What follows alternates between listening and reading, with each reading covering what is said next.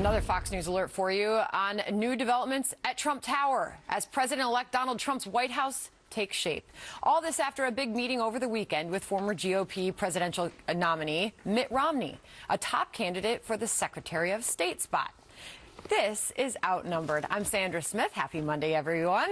Here today is Meghan McCain, host of Kennedy on Fox Business. Kennedy is here. Also from FBN, Dagan McDowell. And today's hashtag One Lucky Guy, Fox News correspondent Adam Housley is here, and he is outnumbered. Good to have you back. Housley's in the house. I know. It's been tough to get out here. You guys have been so busy. We've been so busy, but it's nice to see you guys in person for a change. Good to Bringing see a little bit of sunshine here to this cold. Oh, man, I tell you, it was 80 degrees when I left. Though it's raining there now, so. I got to twist a knife, man. I know.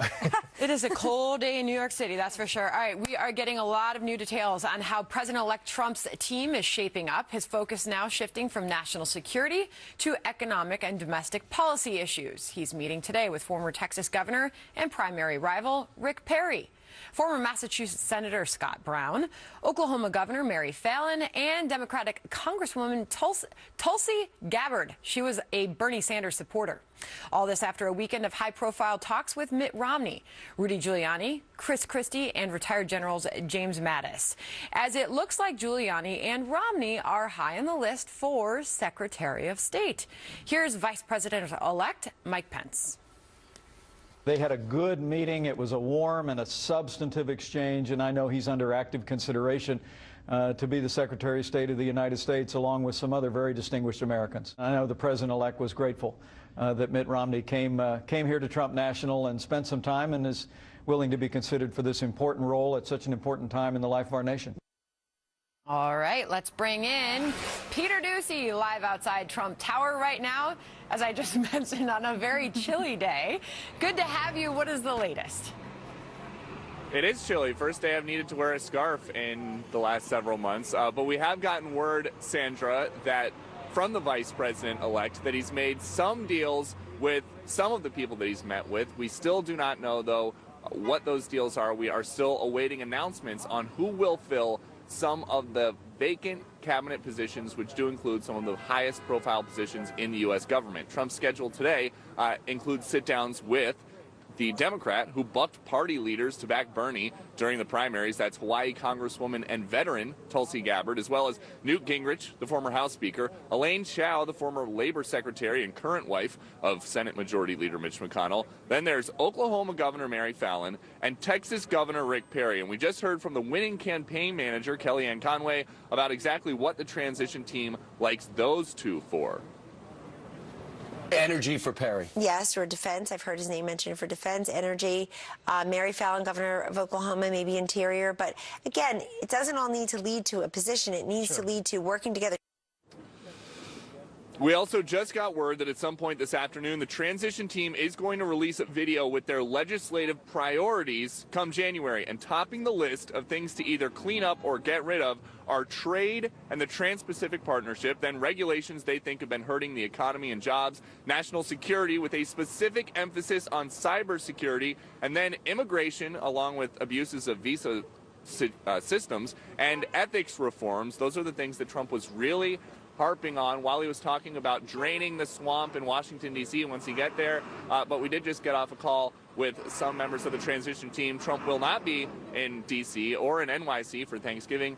They say he is going down to sunny Florida for a couple days to hang out at Mar-a-Lago with his family for the holiday.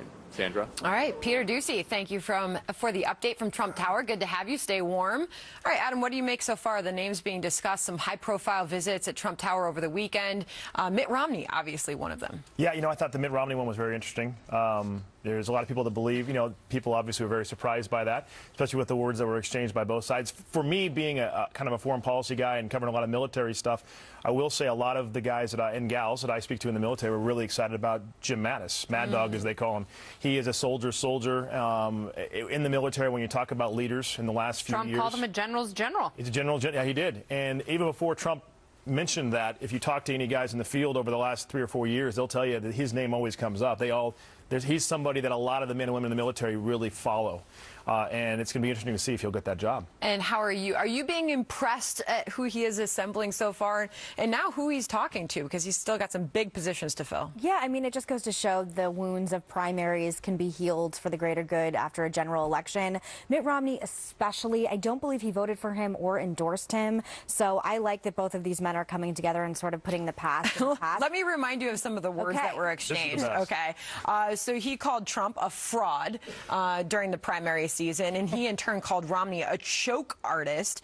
And Pence, by the way, is confirming that he is being considered for Secretary of State. I mean, this would be a huge role in the Trump administration after they, quite frankly, just had some harsh words. They have entirely different perspectives on foreign policy, though. If you remember in the 2012 debate against Obama, Romney's the one who brought up how dangerous Putin is. Obama called it a 1980s foreign policy. These are two different men with two vastly different views on foreign policy, as you brought up, Adam. And the question I have is, how do you reconcile two such different perspectives, especially when it comes to Russia? And he would have to get in line with Donald Trump's view of the world, or the view that forms in this administration.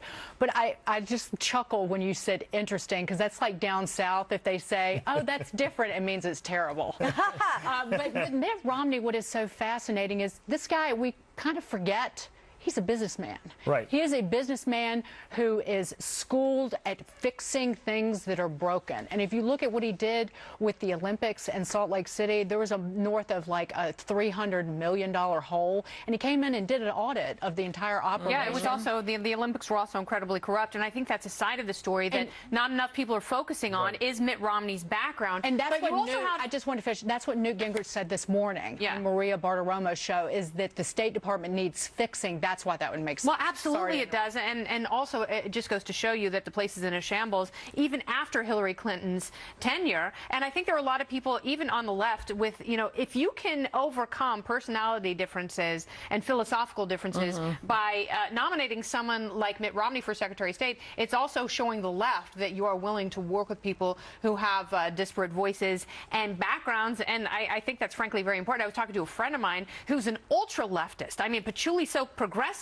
And this person said that they were a little terrified by the thought of someone like John Bolton or Rudy Giuliani running the State Department. But for some reason, Mitt Romney was a calming presence for people. That he looks like a politician. I just want to add really quickly, because there was a former German economics and defense minister who was on Fox Business this morning, and he said, yeah, everyone in Europe says anybody but Rudy, anybody but Rudy, which makes me think, well, Rudy, because they don't we're tired. Right. Again, America first. We're tired of kowtowing to the Europeans and the rest of the world. And you kind of hit on a little bit. First of all, I don't know if Rudy is really someone probably at the top of the list. I think maybe a situation you might find him get a different position. He was such a strong supporter of Trump, but is he somebody that would really be put in that position? I don't know if a lot of people behind the scenes may not necessarily believe that. Maybe he's better for Homeland Security or somewhere in that line. But I'm curious to see if it is Romney. I mean, what is our foreign policy? Yeah. I mean, really, the last 8 years, or the last 16 years in some respects, it's kind of all over the board. Our fingers are everywhere. So what is our foreign policy? I mean, well, you have two men who are completely on the surface opposed to each other. Right. Can you firm that up with their two different points of view? And is it going to anger his base by, quote, draining the swamp if you choose someone like Mitt Romney, who is, king of the establishment Republicans? So I think you have to reconcile that with his core. And you also have to reconcile quickly who's going to follow behind us, because the State Department employees, they're the ones that are going to be carrying out the U.S. policy. All right, and carrying knives for anybody involved with the Trump but not administration. blackberries. We're waiting on any announcements that may come out of Donald Trump, the president-elect. All right, Vice President-elect Mike Pence is saying Obamacare is going to be repealed right out of the gate after the inauguration. But the incoming Senate Minority Leader says Democrats will fight that tooth and nail. What to expect and whether Democrats are striking the right tone. And it sounds like President Obama is rethinking his plans to withdraw from politics after his term is up. He says he'll reserve the right to speak out if President-elect Trump's policies breach certain values or ideals, whether that's a good idea. And after the show, you can join our live chat by clicking on the Overtime tab, foxnews.com/outnumbered. Go to facebook.com/outnumberedFNC. You can chime in there as well. And, of course, you can tweet us. We read them during the show. Be nice. Yeah, good luck. Good luck.